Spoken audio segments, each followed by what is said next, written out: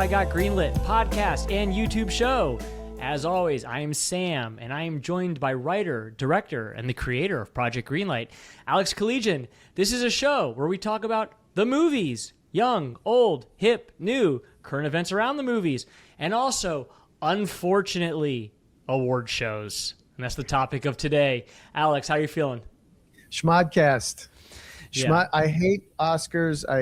I used to like them. I don't like them. A full disclosure, I did not do my homework. I've seen a smattering of these movies. The ones I liked, I really like. The ones that I was dreading seeing, I finally just said, you know what? I'm a grown-up and I can do what I want, so I'm going to go see Crime 101. And that's that. So Train Dreams should win everything. It won't. So I'm going to take my toys and go home. Yeah, so let's talk about the Oscars for a second. I think every movie nerd has a path they take in life. And when they're younger, like me, when I was younger, I want to know who directed what won what. I want to know all the trivial information behind the scenes of movies. So Oscars were a great way to sort of basically understand the chronology of movie making, who made what or whatever. And the older I get, I'm 40 now, and I was self-consciously aware that I loved movies since I was 14 years old. I realize I hate the Oscars. I think they're garbage. I think that nothing I think since Bob Mackie died, it's all been downhill from there. Right. You don't even know who that is. But I think he made all of Cher's dresses. Yeah. It used to be like a little bit of circus and a little bit of bread, and now it's just dry bread. To quote you, I don't care how much money a movie made, what awards it won, who worked behind the scenes, or the question, what was it like to work with this person? All I care now is about the movie. That's it. I don't even care who makes them. Like my favorite director. That's full circle. I mean, we're curious about how they're made and all that. Yeah. I certainly have lived that way, but it's really just a trade show. So if you ever got like a ceramic, little plaque for being the best salesman at Best Buy or whatever, or like went to some conference in like Denver, Colorado, in some hotel big room, and you get like, oh, you're the quarterly best boy, and it's like. That's why Oscars were created, to give actors, directors, writers, producers, and technicians a little statue so they wouldn't unionize. Oh, okay. That's the truth. Yeah, no, that makes total sense, and it didn't work. But But fortunately for them, it still fills their ego, so they're going to continue on. Here's my it's a metric stick, right? What else do we have? We have box office, and some people are like, well, that's not entirely indicative. And it's not.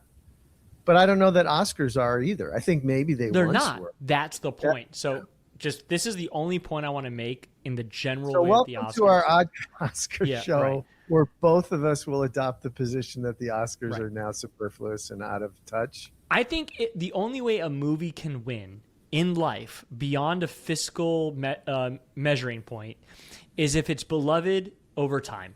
That's it. And I always say Mad Max is the perfect example of this, because the first one?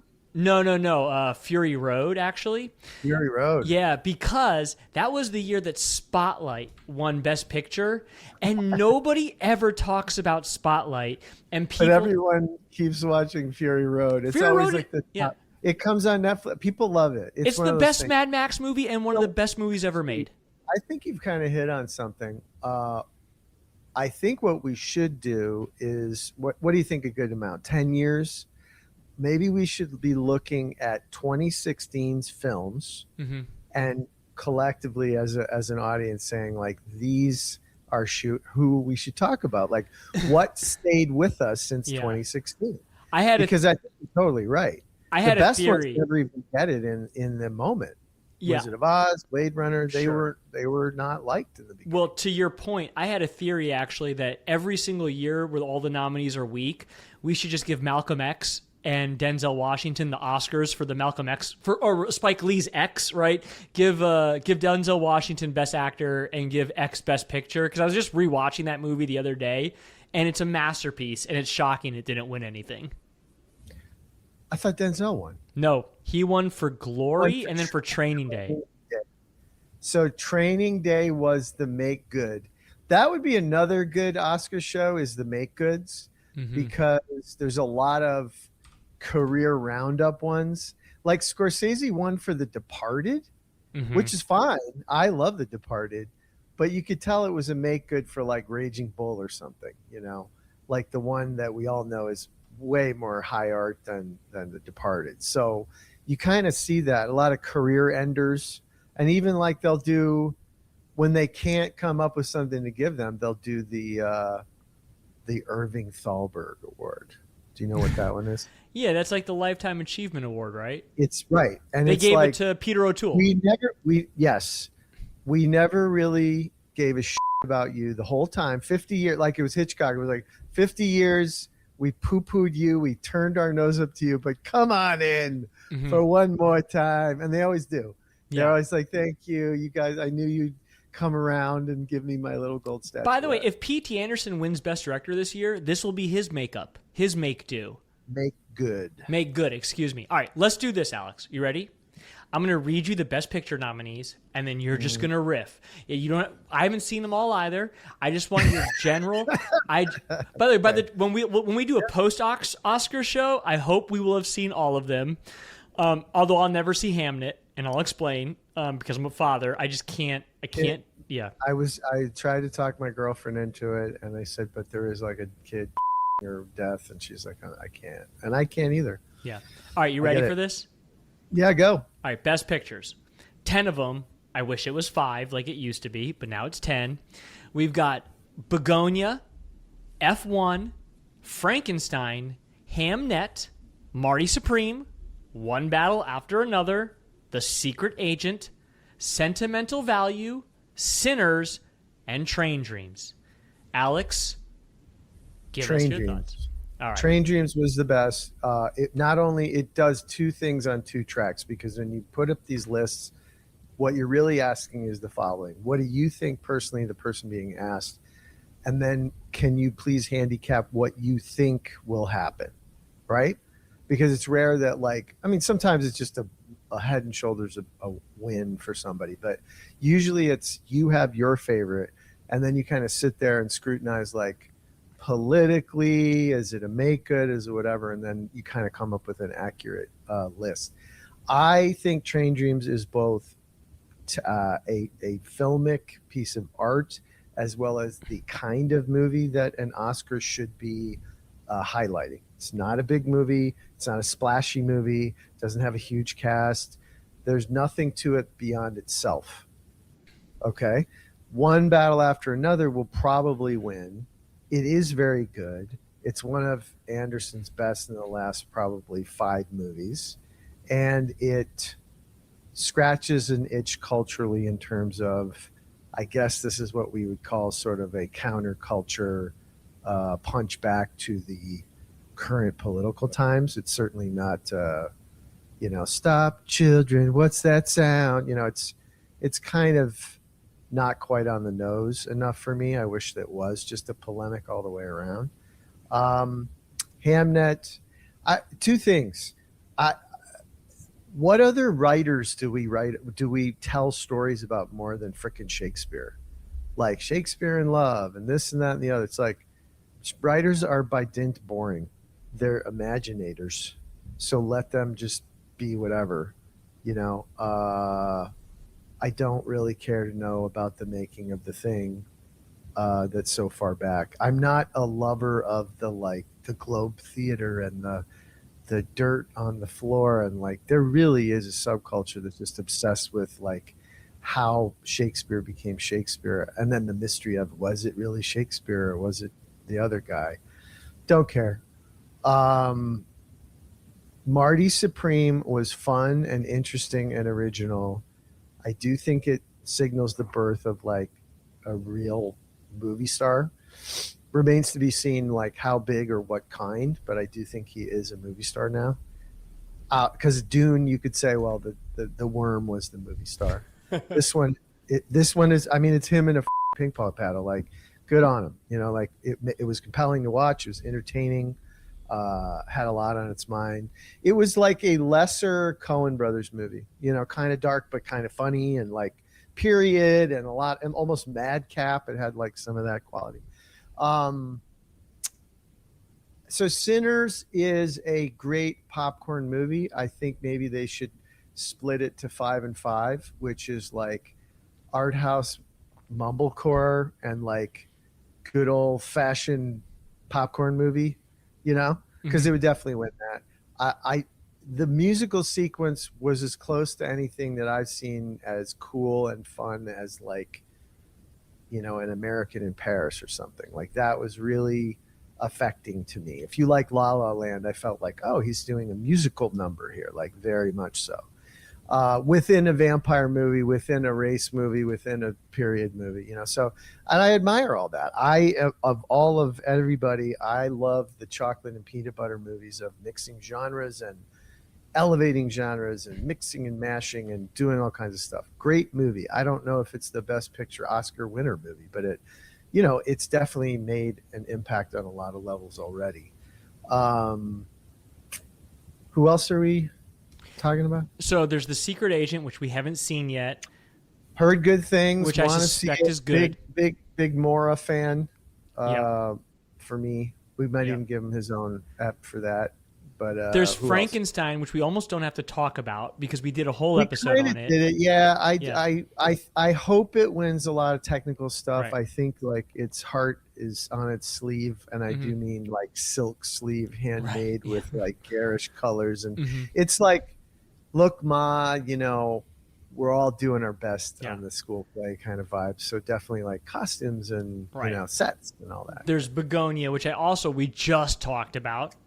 And I think we both high reco that movie. I don't know if it's best picture. I do know that it is a great film and it's its own original thing. And of all the stuff we talk about, we need more of these movies only in the sense of original voices, original takes, some genre mix and match, Yeah. great performances, great actors doing small films. I mean, there's 10 reasons why to like this movie. There's sentimental value, which fills the very common foreign, like acclaimed film. That could be a made-up film that Yep. no one ever saw, but they all say they saw it. Yeah, 'Cause exactly. as you know, that, by the way, Hollywood, another fun perk of Hollywood they took away from us. Every Christmas, you feel like a baller because you got like 13 DVDs in the mail. I love getting stuff. I love getting packages. I love signing for stuff. I love when they would do like these ridiculous, overblown for your consideration cardboard cutout things that probably cost millions, but you got a free DVD, you know? And then your children got free DVDs, and then your friends in Cincinnati got free DVDs. Like it was like a perk. And now you could always go to screenings, which I would do as much as I could at the Writers Guild or whatever, and that's a lot of fun. But getting the free DVDs, and then we got free Blu-rays for like 2 years, and now it's just a bunch of sad, wet fart links in your email box, like, "Hey, you want to stream this on some shit, and you got to make it work on your TV, and you might as well watch it on your laptop, but you don't want to watch that movie on a laptop," and yada yada yada. It just, you know what I mean? It's just everything's got to be slowly taken out the air out of it. You know, it's kind of like the Zoom meeting. There used to be like fancy lunch meetings that cost money, and there was like shrimp cocktail involved, and now it's like a Zoom.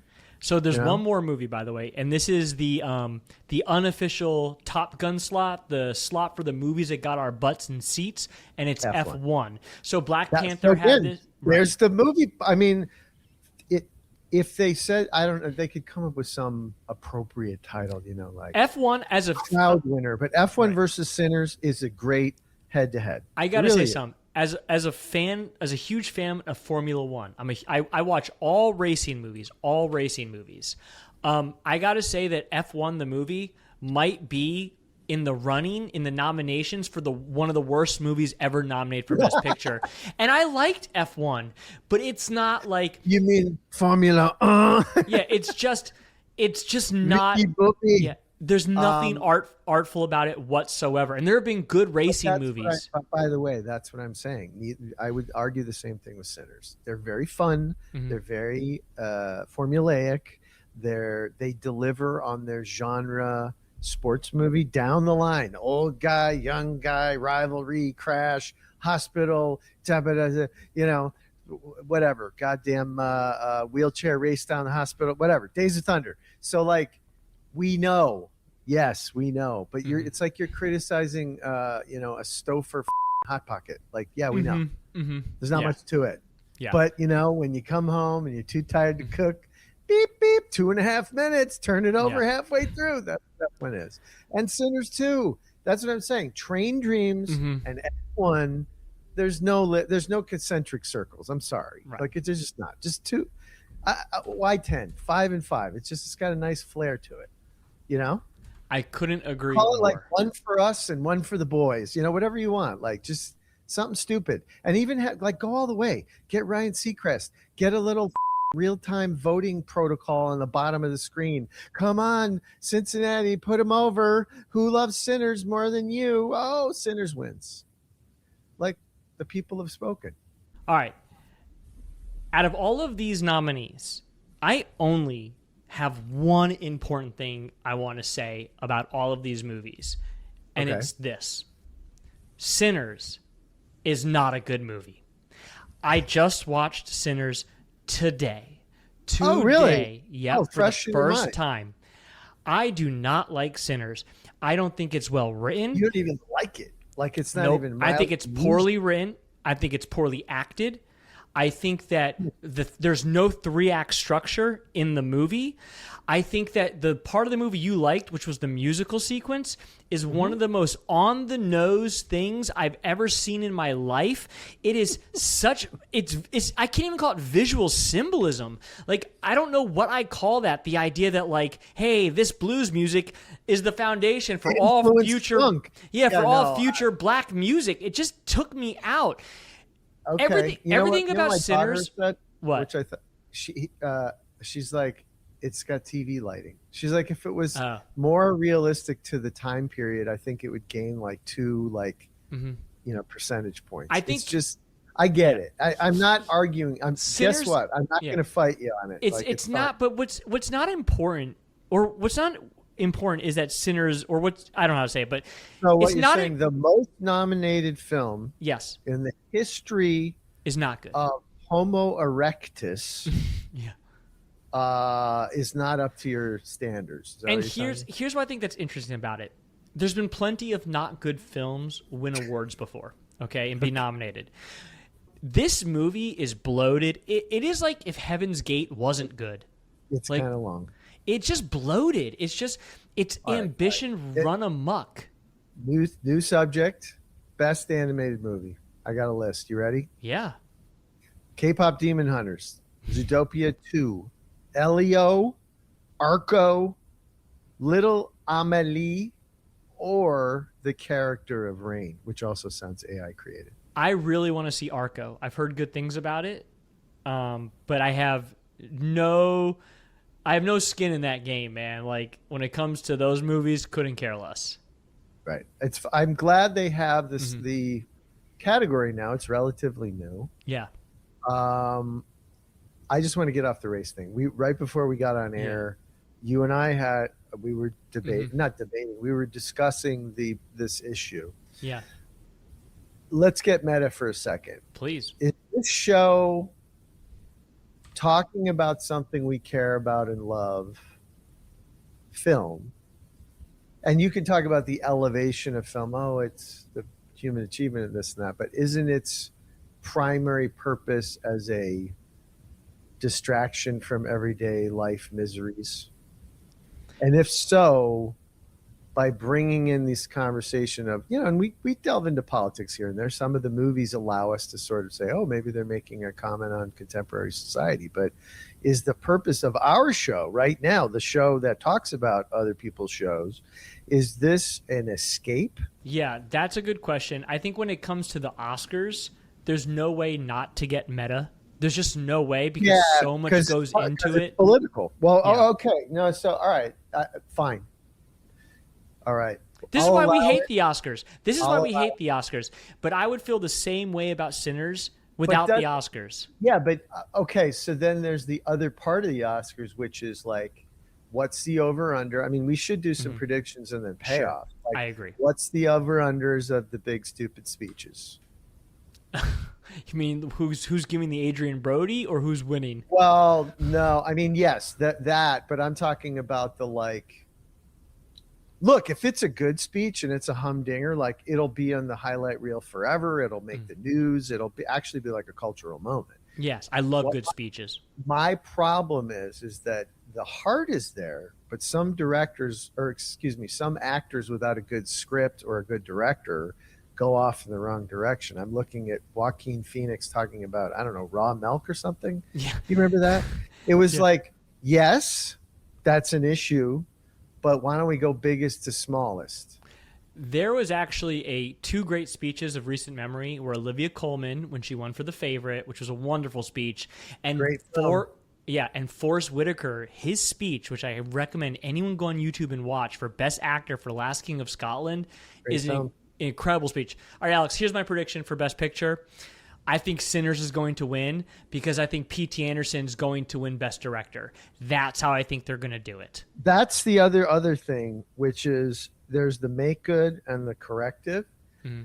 My issue is that you've already stated it, which is each film should be judged on its merits. Is it a good movie? Is it a bad movie? Do we see what it's setting out to do, and does it achieve that goal? These are all reasonable things, and I'm just saying, use a painting as an example. It has a frame. Don't judge the wall behind it, and certainly don't judge it with the other paintings in the gallery. Just look at the painting. The frame is the frame, literally. Just what's inside the frame. Is it balanced? Is it, delivering the message, the emotion it's trying to elicit? Are you getting it? Or are you not getting it? My issue with these awards is there's that. It's the balancing act, okay? It's like, if we give Best Picture to this one over here, we've got to give Best Director to that one over there. And I have yet to see a director interviewed that aren't like, I don't get it. Why did I win Best Picture but not Best Director? Or why did I win Best Director, not Best Picture? Isn't it the same damn thing? And I hate that shit. Beep, beep, beep. Because I don't like that. If this guy, this girl makes this movie, what the hell does that work? Probably a lifetime of toil. I mean, all kinds of backstories have to do with some other schmuck. Like, just let it be. It's very easy to come up with a protocol. Did this movie achieve its goal? 1 point, blah, blah, blah. Okay. One battle after another, 73 out of 100 in achievement points. Meanwhile, Sinners is 69, and you can literally see like exactly what it is.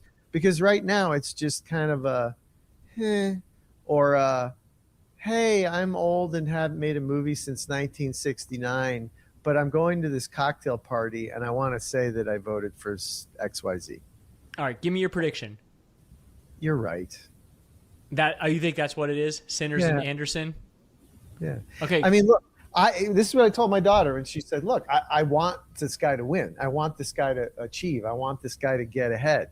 I do too. I like Fruitvale Station. I like Black Panther. Too. I like what he's doing. I like him in interviews. He's scrappy. He's a film student. I'm rooting for him. He saved Rocky. He saved the Rocky franchise. Notice how any of them have zero interest. You know what the thing is? He's the Dave Grohl of directors. I like him as a person, but I'm not too crazy about the output. I love that. I love that analogy because I like him in interviews too. Right? You're rooting for him. What a spunky guy. Go get him, champ. Yeah. But it's like when I saw For Your Consideration, the best picture of a generation, Black Panther. Yeah. It's like, no. Yeah. Shang-Chi is, the ridiculous golden lion. Like, it was never built for that. It was never intended for that. This is the wrong message. Don't do that. But he did it now. Like, he tried to, what I like about Sinners is he didn't do the obvious choice. And the obvious choice would be no genre, no popcorn, no box office, make it for 50 mil. It's Coogler's List. Here you go. And they'd give him the Oscar. And he just said, you know what? I like popcorn movies. What's wrong with popcorn movies? I make boxing movies. I make punch, fight movies. Like, leave me alone. I like me and Jordan like making bang bang movies. Like, what do you care? Yeah. So it's almost like I don't even know if he set out to expect this. He wanted to make like an original IP, good fun movie, but like I don't know, Strucker Ace's original IP. Where's their trophy?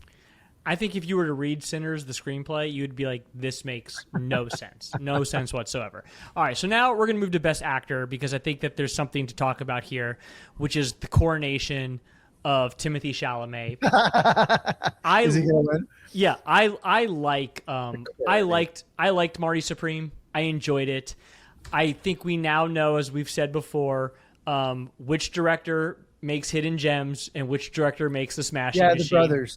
Bros. We know who's got all the energy and who doesn't. But parenthetically, since we've had that conversation, I hope you've been. I read. Yeah. That's what I mean about leaving the entertainment and style section of the newspaper and flipping to the front page.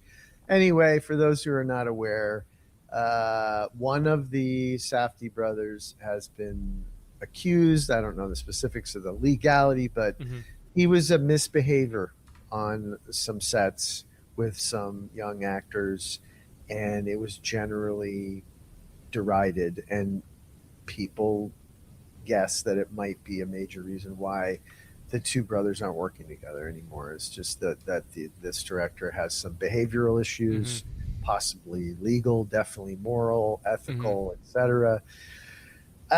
So we'll see. It'll be interesting, and I wonder if some of that might even like rub off on some people that might vote for it for Best Picture. Oh, it's going to matter. I don't care about these filmmakers as people. About political hot potato. I'm just saying, I don't care. The point is, I don't care about anyone who makes movies. I don't care about the actors. I don't care about the directors. I don't care about who they are. I guess we better talk about Roman Polanski or Woody Allen. I don't love Roman Polanski or Woody Allen as filmmakers, so it's easy for me. Really? So Chinatown just means nothing to you? No, in fact, I think Chinatown's boring until the last scene. And then the last scene is just incredible. You could rewatch that last scene forever, but for the most part, I don't get down with Roman Polanski. Not a big fan. I like The Pianist, though, of all things, oddly. But I really am not a Woody Allen guy. There's only one Woody Allen movie I love, and that's Sweet and Low Down, which I recommend everybody see with Sean Penn, where he plays this incredible talented jazz guitarist who's also an absolute POS. And like it makes no sense because he's like this beautiful soulless guitarist, but he also likes to go down to the dump and shoot rats. But anyways, away from that. I mean, but what I'm saying, you're saying artists and art, like with the prick, like lots of shows, you know. This is Timothée Chalamet's moment, and oddly, the funny thing is, I don't think he gives the best performance in the movie. I think Mr. Wonderful does, and I will die on that hill. I know. So that's really my beef with that movie is, how do I say this? I worked in reality before the Kardashians ever reared their ugly head. I feel like there is a responsibility to people who make TV and film to not give a platform to a-holes. So this is my 30-second spot that I give back to the community. When I saw that reality TV went from like aspirational shows like American Idol, hey, I'm fulfilling a dream, and it had a positive message, into, Flava Flav, Kardashians, The Apprentice. It was celebrating the worst of us. And now, I don't know. Let me ask you a question. Of the nominees, and I'll read them to you: Timothée Chalamet for Marty Supreme, Leonardo DiCaprio for One Battle After Another, Ethan Hawke for Blue Moon, Michael B. Jordan for Sinners, and Wagner Moura for The Secret Agent. Who do you want to win, and who's going to win? What, not Brad Pitt for F1? Nope. For his abs. I think look, you talked about Sinners has this sort of like magical quality. I think he's in the run. I think the top three are going to be DiCaprio, Michael Jordan, and Timothée. I think you're probably right. I think the only thing that movie will win is Timothée will win. I think that One Battle will win a bunch, including Best Supporting Actress, a lot of stuff, Yeah. like a numerous awards, like 4 or 5 awards, and rightfully so. Best cinematography, blah blah blah. But or there'll be a sweep, or it'll be sinners all around. But who do you want to win? In the best actor category, who would you like to see win? And can it be it can be the same person? They can both be Timothy. If that's who you want to win, I got no issue with that. Honestly, I liked DiCaprio more, and here's why. I think Chalamet will get it. I think soon, if not now. I think that's the way the community can thank them for their politics, by giving it to DiCaprio. If we're talking about undercurrent, what it says is, thank you for playing a character that reflects like sort of the revolution, albeit sort of buffed and ridiculous. But he does rely on some of his shtick, his furrowed brows and his Wile E. Coyote exasperations. But I do think like Anderson manages to get like a lot of emotion and a lot of other stuff too. And the real crime is Sean Penn should win. Sean Penn's in Best Supporting Actor, All so right, we don't have to worry about that. He better win. Like, he better effing win. So here's my view on Best Actor. Timothy's going to win, which is fine. It's a coronation. By the way, they've been doing this to young female actresses forever. They've been coronating Alison Brie, not Alison Brie, excuse me. Sorry, the woman from Room, the actress from Room. Brie Larson. Brie Larson. All right, so for me, this is really simple. Timothy's going to win, and I desperately want Ethan Hawke to win. I love Ethan Hawke. I haven't even seen Blue Moon. I'm a huge Ethan Hawke fan. And you're shaking your head. You don't want Ethan Hawke? Charlie, you said it wasn't my night. Not my night. It's not his night. That's fair. I don't care. It'll be Timothy's night another night. It may never be Ethan Hawke's terrible night. Brando, but it's not his night. I know. It will be. It will be. You think so? I think Ethan Hawke will eventually win a Best Actor. Yes. I thought he should have gotten supporting for Boyhood, which is a wonderful movie. Look, he's done. Training Day was awesome. I mean, I think we all agree he's like a great American actor, and he continues to. He gets better. He gets better. He gets. He's down with the people. Yeah. He never sold out. Do you realize he could have been the lead in Independence Day? Yeah, I saw it. He actually threw the script out his car, like driving on Route 66 or whatever. I mean, there's got to be the dual, my house would be a lot bigger now, versus that was the right thing for me. Because it really wasn't. I don't think that movie would be as big a hit with him in it. There's a lot of things going on there. But I just think he's going to get one eventually. He's a ham and egger. The guy always delivers. Just wait. I hope you're right. He's going to be our Duvall. He's going to be around for 50 years, do really cool stuff, help new directors do really cool stuff. Predestination's an amazing movie. He's still down with the people. I like him. Overall, I like him. Talk about one of the career ones. He'll get a career one. I hope you're right. He'll be like a, bedraggled kids baseball coach and win, and it'll be it's more for his career. We love him. Okay, next. Best Actress. This is the easiest one. This is a lock. Jessie Buckley's going to get it. And to answer my question to you earlier, she will win it, and I hope she wins it. She's a wonderful actress. I have not seen this movie. I've seen her in so many other things. And something to bring up, a slight disagreement I have with you about Hamnet, is that you said it's about a writer. I haven't seen this movie. I think it's about grief. And that's why I won't watch it, because I can't watch a movie about parents grieving their dead child. I thought it was about ham. Well, you're on one today. This is the dad humor episode. This is the dad joke episode. I just don't care.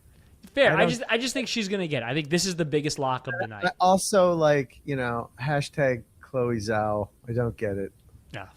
I just think Jessie Buckley is a cool actress. She's one of those actors where when I see her, I think it might be a good movie, which is what I really like. Doesn't it matter anymore? Brie Larson, what's she doing with her Oscar? Halle Berry won an Oscar. No, it doesn't matter for them at all. What then? It's okay. It doesn't matter. Emma Stone's got 2? Yeah. Yeah, I mean, Okay. No. I guess. This is Fine. the least interesting category. It's the least impressive, with the exception of Jesse Buckley, who I hear is phenomenal in this movie. And this is just one of those things where, like, we can move on. That's fine. We can go right forward. All right. I'm good. Best Supporting Actor, Benicio del Toro for One Battle. Sean Penn. I don't stop there. Sean Penn. Okay. Moving on. I don't. So I think. Do you not agree with me? Who's your pick? So I don't like this category at all. I haven't seen Sentimental This Value. year or in general? No, this year. Yeah. I often find the Best Supporting nominations are usually the more interesting performances. Yes. I'll say this. I don't think Benicio del Toro has much to do in One Battle. It's not a role of significant depth. I think Jacob Elordi is better than I expected in Frankenstein, but he ain't going to win. Delroy Lindo is a great actor, and Sinners is not even close to one of his best performances or movies. But he's getting older. Stellan Skarsgård is a wonderful actor who a lot of people think is one of the three favorites, but I haven't seen this movie, and one day I will.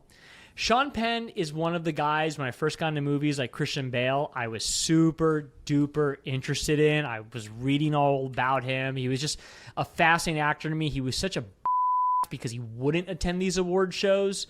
Now, here's my issue with his performance. They were throwing them at him in the past. Yeah. And he never played the game. I have one issue with this role, which is I think he doesn't sympathize, or with this performance, I don't think he sympathizes with his character.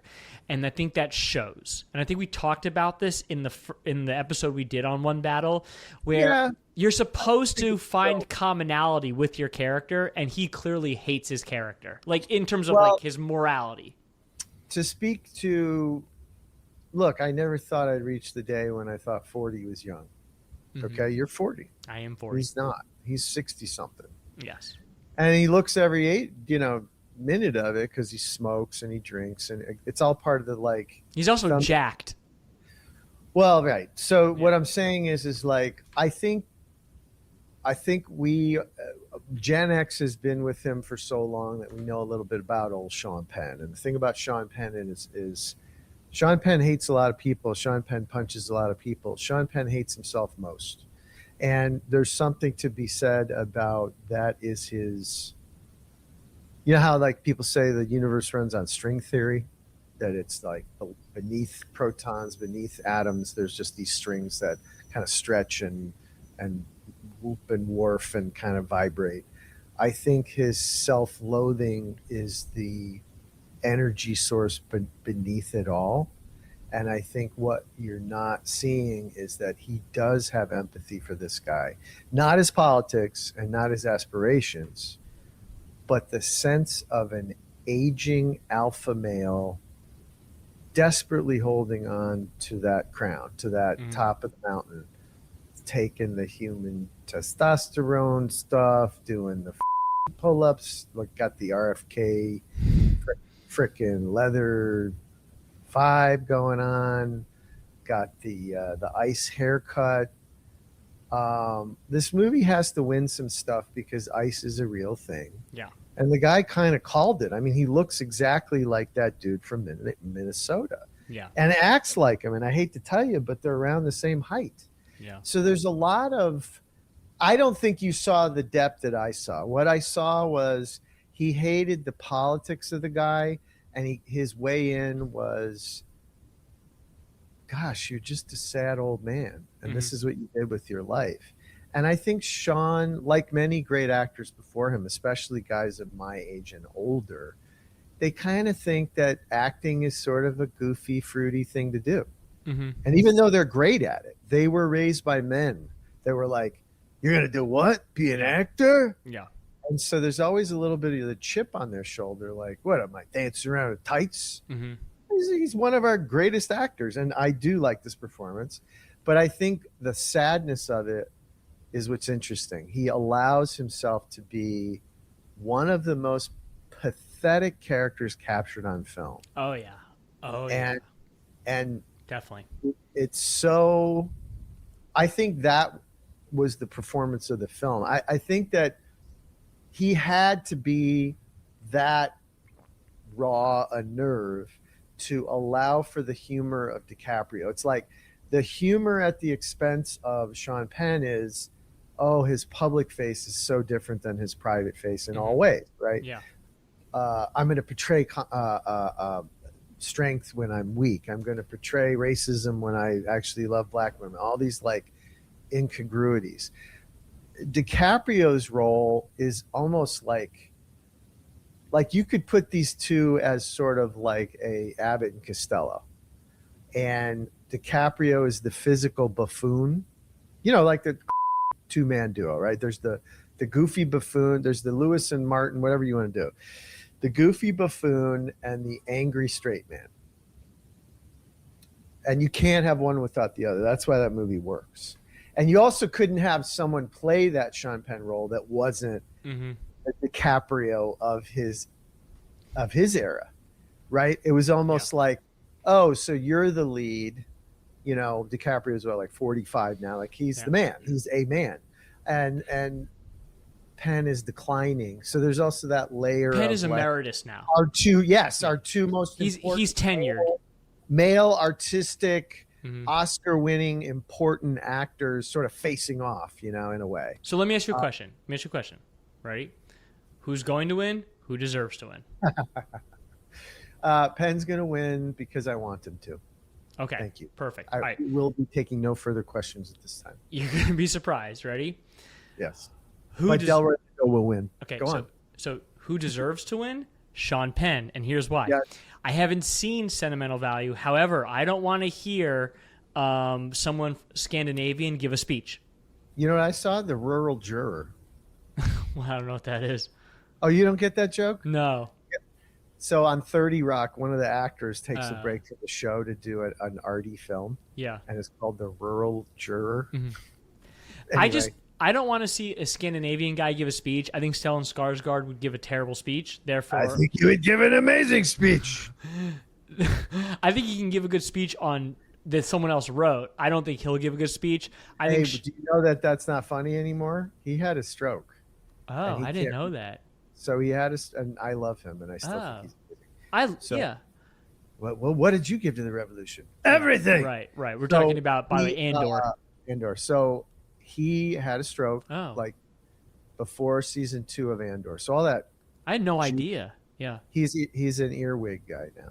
And so his friend or his person reads the lines to him in his ear, and he acts in like real time. And Johnny Depp does it or did it. Brando does it or did it. Oh, he's long gone. But it's more prevalent than you think. And it's almost like a credit to like, so let me get this straight. Like someone says a line in your ear and you like put your like emotional spin on it, like in real time, because you're partially mentally incapacitated from a stroke. Like that in itself is kind of like, I almost wanted to win to be like, I had half a brain. What do you have to say? Yeah. Like that's fascinating. Yeah. All right. So about biggest, I actually agree with you. You kind of someone will write his speech. No, you're right. So you skipped over it a little bit. I think Delroy Lindo's going to win, and I think that's going to be the biggest upset of the night. That's what's fascinating is like the old Sean Penn would have got up and left. Yeah. But the old Sean Penn wouldn't have showed up, dude. He literally didn't show up. They kicked him square in the politics sack because like he can't possibly do anything but stand up and clap. Okay. Even though he wants to punch a kid. Yeah. All right, let's get to Best Supporting Actress. This is the weirdest of them all. We have Ellie Fanning for Sentimental Value. Good Lord, this name here. Inga Lilius for Sentimental... So Inga Lilius for Sentimental Value. Amy Madigan for Weapons. Wunmi Mosaku for Sinners. And Teyana Taylor for One Battle After Another. This is an interesting category of... Madigan should win. Teyana Taylor will win. Okay. We are in complete agreement. Madigan should win. Once. Yeah, Madigan should win. Teyana Taylor will win. This will be the least deserved award for the night, and I'll tell you why. Because the second best performance in One Battle After Another is Regina Hall. It's the little kid. No, I think it's Regina Hall, the woman who saves her. Yeah, no, I know who Regina Hall is. I'm Yeah. saying I don't know the. It's like the and introducing young woman who plays the daughter. I thought she was Yeah. great. I mean, I did too. I just think Teyana Taylor is a presence. Teyana Sure. Taylor is a supporting is great for her because I think she's going to get better with time. Mhm. I think she's obviously like a screen presence. She's obviously a star. It Mhm. remains to be seen if she's an actor of like a best actor ilk. I don't think she is. And Maybe. I mean, I it's too yeah. early to say. I say. I just I wish mean, have you heard of her before this? Did you no, see her? apparently she was a singer or she is a singer. Yeah, yeah. I mean, she looks like a singer. I mean, she looks like a rock star. You know, she's just got a lot of presence. I love Amy Madigan. Field of Dreams is one of my favorite movies ever. She was smoking hot in that and like morally righteous, which is double hot. Smoking hot and did you have an Amy Madigan poster on your dorm room wall? I'm actually also a huge fan of a series called Carnival from HBO, which is one of the most underrated TV shows of all time. Yeah, she's great in that. I just think that Regina Hall's been around forever. I thought she gave a wonderful performance. I think the scene she's being interrogated in after she was arrested at the end is great. I don't think it's also scary because you know that the actor that plays he should be nominated. The actor that plays the interrogator, the federal interrogator, is a real former interrogator. Oh, no way. It's very scary because he's very still, and he's just like, and if you don't talk, then we will do other things. And it's like, oh, this guy's genuinely creepy. I'm really hoping Amy Madigan sort of pulls an Anthony Hopkins in The Father, and that the town just decides, like, you know what, we like this lady. She's spunky. She's funny. She'll give a good speech. We'll see. No. Okay. No. Fair enough. You're the one that said race is an issue. And yeah, I know. And it will be an issue here. And that's why I think Regina Hall would have met both standards. Exactly. And I just think, not your night, Regina. But she will get something any day. Let's go to what I call film nerd category, which is best original screenplay. So I think this is the category when young 16-year-old me is like, this is the category that matters, right? Like the real this is the real thing. Do you want to do original or do you want to do adapted? Because there's an interesting, they break them up. Which I don't like adapted. I have no respect for anyone who wins adapted. I just don't care. Original is original. Have you ever adapted a novel? It's not easy. No, actually, I wanted to adapt the novel Julian by Gore Vidal into a miniseries. I'm putting this idea out into the open. I love Julian. He was the last pagan Roman emperor. He tried to stop the spread of Christianity, and it's just a fascinating story. He was born after Constantine converted to Christianity. All that being said, I haven't done it. I bet it's hard, but I also don't care because there's something about original screenplay that just hits. Here are the nominees. Blue Moon by Robert Kaplow. It Was Just an Accident, which I have no idea what that is. That's the first time I'm ever hearing about this movie. AI. Okay, by Jafar Panahi. Mari Supreme by Ronald Bronstein and Josh Safdie. Sentimental Value by Joachim Trier. Any relation to the other Trier, I wonder. And Eskil Vogt. I really wonder if this is like Lars Van Trier's son. And Sinners by Ryan Coogler. I don't know who deserves to win. I'm nearly certain Ryan Coogler will win. Ryan Coogler, Train Dreams is adapted, so therefore it can't. Ryan Coogler will win this. This will be his sorry we didn't give you Best Director. Yes. Yeah, I think this is easy. Agreed. Yep. Okay. Thoughts on the Oscars in general? They're the least culturally relevant they've ever been, and we have empirical evidence based on the viewers. They used to get like almost Super Bowl numbers, and now they're getting around 7 million, 8 million viewers, which is less than what Friends 7 got. to 8? Yeah. So when I was a wee lad, they would claim, no one ever checked up on it, but they would claim it was almost a billion worldwide. So I guess there was no way to like check that in the olden days. Maybe they put it up on a satellite and it was picked up in the Hyatt Regency bar in Beirut or something. But like, I don't know where they came up with that number, but they definitely made it sound like the world was watching, like bigger than the Olympics, bigger than the Super Bowl, bigger than like anything we had known. And by the way, just parenthetically, like that's okay. You know, Hollywood is allowed to inflate their numbers. The president isn't, but a bunch of silly people in sparkly dresses, like, yeah, we do that. That does fulfill a necessary vacancy in the tapestry of a global civilization. So I don't know why it's lost primacy. I don't know if it's because people don't go to movie theaters as much.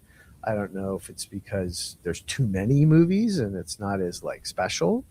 But it still has an impact in the business. Money is spent to get them. I just don't know. We're here now. I would say you and I are what you would call amongst our friend groups like film lovers. And when we're sort of tepid about it, I can't imagine that the lumpen proletariat even know it's happening anymore. Yes, correct. I think that there's no cachet in the Oscars anymore. People aren't watching it in the way that they used to. I think people are sick of it. And also, I think the like Oscar parties where people would fill out ballots, like all that. Oh. Yeah, and part of the reason that's over is because there are so many award shows now before the Oscars that have that everybody knows who's going to win.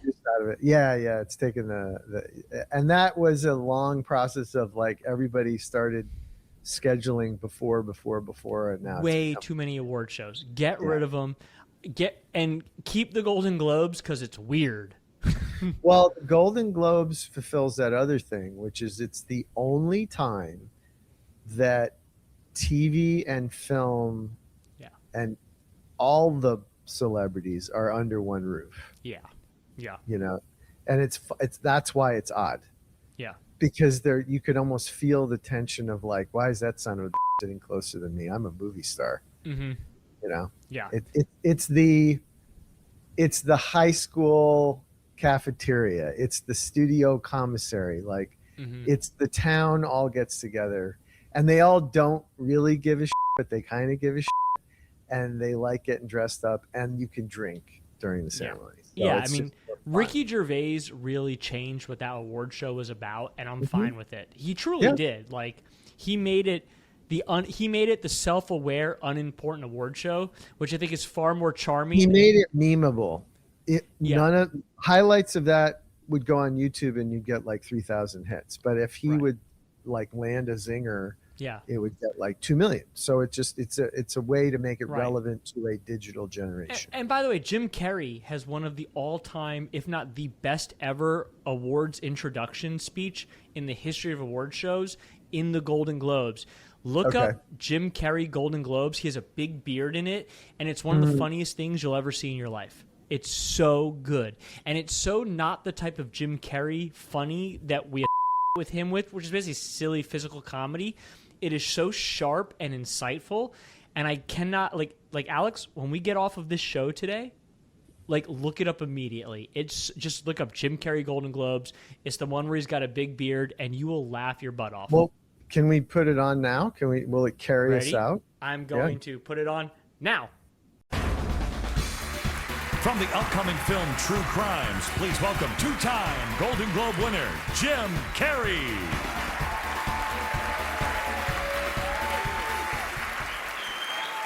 Thank you. I am two-time Golden Globe winner, Jim Carrey.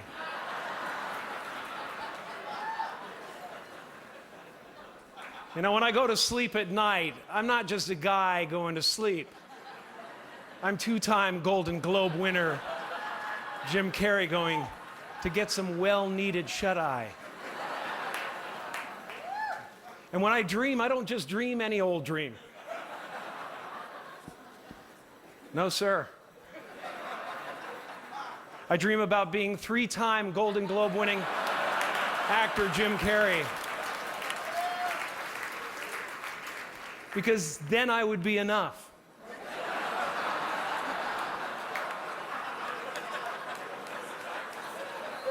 It would finally be true. And I could stop this terrible search for what I know ultimately won't fulfill me.